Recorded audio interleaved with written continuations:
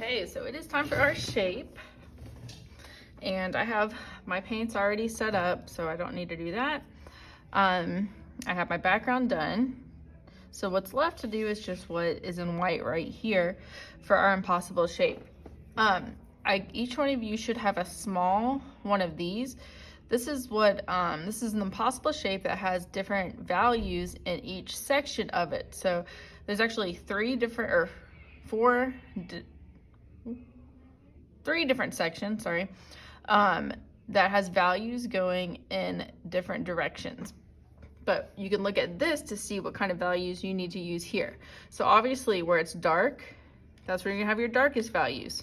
Where it's medium, that's where your medium values or just your hue is gonna be. And where it's lighter, that's where your lighter values and your tints are going to be. So you're gonna use this as a reference. All right, so I need to get my brush a little wet. For the inside, it's probably gonna be good for us to have a smaller brush. Still a flat brush so we can get those edges. I'm gonna start off with a medium value. So in one of these parts, I'll probably start right here. And then I'm gonna work my way darker. So I'll start adding shade, getting darker, going this direction. Then I'll add tints going in this direction. So get a little bit of paint. And I'm going to be careful to stay inside the lines. That is going to be very important.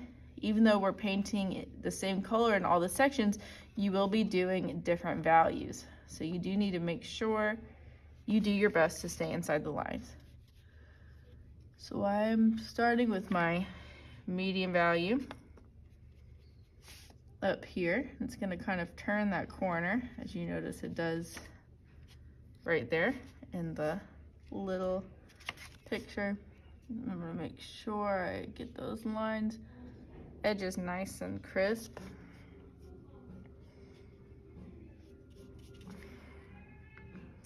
Moving on over to this side, that will eventually be my shade. All right, I'll get that paint out of my brush right here. And I'm gonna start right here or continue working down on the tint side. So I'm gonna add some more of my hue. So obviously my hue's red. You will be using the same hue for the whole entire triangle. Now I'm gonna mix a tint. So I'll put some of that red over here in the middle, like so.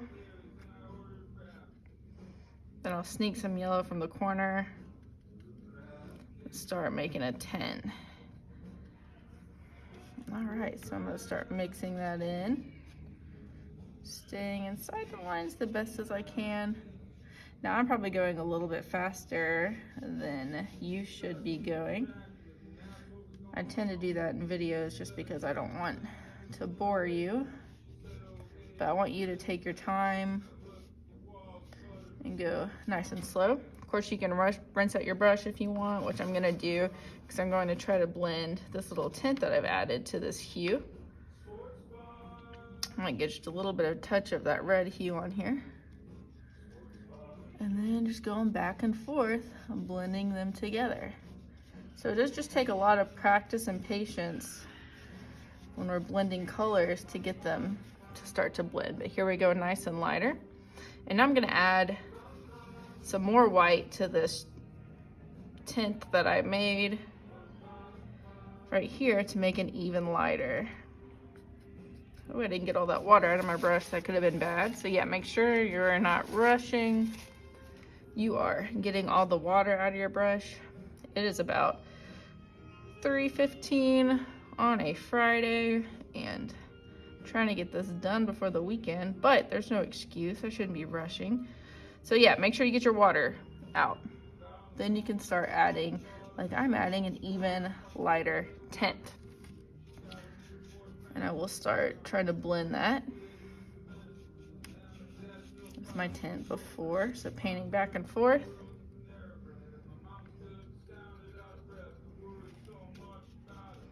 Nice and light, staying inside the lines. You can even use the side of that square brush this way if you want to try to get that even more exact. So we're basically just gonna keep doing This scale is basically this scale that we made. If you can see this on this value scale, just like bent. So if you want to think about it that way, you can. I'm going to do a little bit more light on this side where it looks scratchy, because I know I'm running out of paint. And then I'll try to blend in between the two a little bit better. So this is going to give us the illusion of lights and shadows. So I'm going to go grab a little bit of it's still a tint, but it's just a darker tint. Has a little bit more of that hue in it. Try to blend those a little bit more. Maybe grab a little bit more just red. And blend it. All right, I'm about done with this tint side. I think it's time for me to start working on my shade side. Now tints are usually, they go a little smoother than shades do. You probably noticed. Shades are a little more complicated. Now this little section, I don't know if you can see it or not in here, but it's kind of scratchy. One little trick that some people have already done, I have my brush, it's clean, it's wet. I'm gonna get most of the water off, but I'll leave a little bit of the water on. And now I'm just gonna lightly smooth it out. And it's starting to smooth it out. And then I'll need to blend it again. There we go. So it's gonna take trial and error. Everyone has different techniques they find out that work. Feel free to share yours. All right, so my tint side is done. Let's do my shade side. So I'm going to get my hue, so my red. Again, staying inside the lines.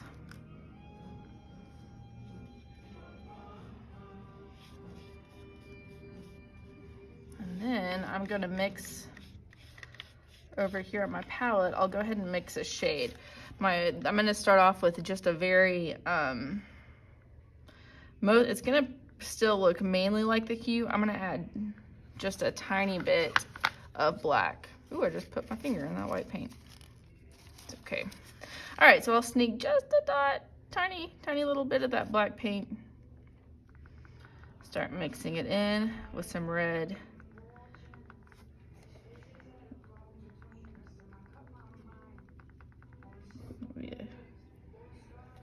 We'll see what happens. Ooh, wow, okay. So, start off, it didn't look dark on my brush, but when I went and put it on the paper, it's like, hello. That black shade is like, I am here. And that is great, that's what we want. All right, so it's getting a little bit darker. We'll try to blend this a little better.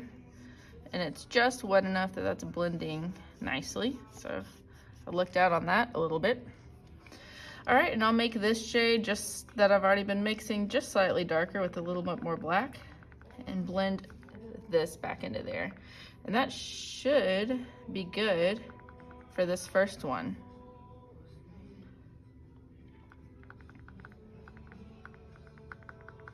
All right, let's see what happens.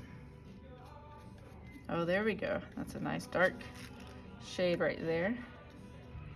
I will blend. Now this is like kind of like a corner. It's very angled, so make sure you're just being really careful to stay inside the lines. Normally I'd be leaning right over on top of it, but I don't want just the shot of the top of my head to be in the video. So I'm doing the best I can from way over here. Then make sure there's no little white showing. Now I can start blending it. Turn my paper, make it a little easier.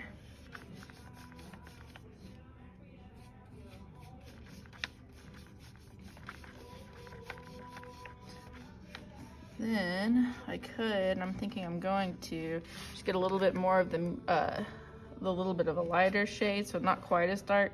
Maybe just get some just regular red on my brush and help blend that shade back into the hue, because that hue we know is in the corner. So just adding that hue back into here to connect those. And I think that's looking pretty good, especially for my first section. So light to the hue to dark. We will repeat that 1, 2, 3. So what is 4 times? I don't know, I guess I was counting 3 earlier. It's 4 times to create the illusion of this impossible shape. All right, so I hope that helps you. Hope that makes sense. I'll keep working on mine. You keep working on yours.